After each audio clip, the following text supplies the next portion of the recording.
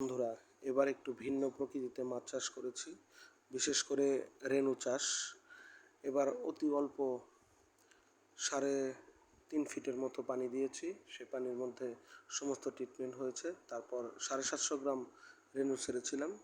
দেখা যাক আজকে জাল টান দিচ্ছি কী পরিমাণ রেনুর থেকে আমাদের বাম্পার ফলন হয়েছে, সেগুলো আজ দেখব। ইনশাআল্লাহ জাল মোটামুটি আমাদের উঠে গিয়েছে। এবার ভিন্ন ভাবে আমরা খাবার প্রয়োগ করেছি। খাবারের মধ্যে ছিল সিদ্ধ আটার পানি একদিন, এবং আর প্রত্যেক দিনে ছিল সরিষার খৈলের পানি।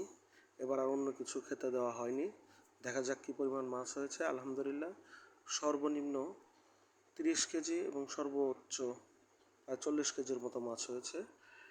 এখান থেকে মাছগুলো আমার স্টক পুকুরে মজুত করব।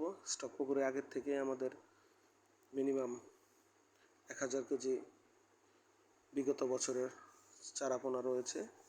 এবার এই নতুন পোনাগুলো দেব।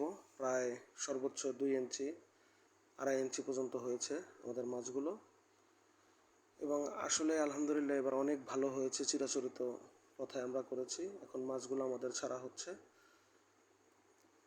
এবং এই পুকুরে নতুন ডিপ মেশিন চালু করা হয়েছে যেন মাছগুলো সুস্থ এবং সবল থাকে। সবাই দোয়া করবেন। এই রেনুর পুকুরে আর কোনো বিষ করব না, বিষ ছাড়াই এখানে আবার রেনু ছাড়বো। দেখা যাক পরবর্তী ভিডিওতে আবার জানানো হবে কী পরিমাণ হয়েছে মাছগুলো।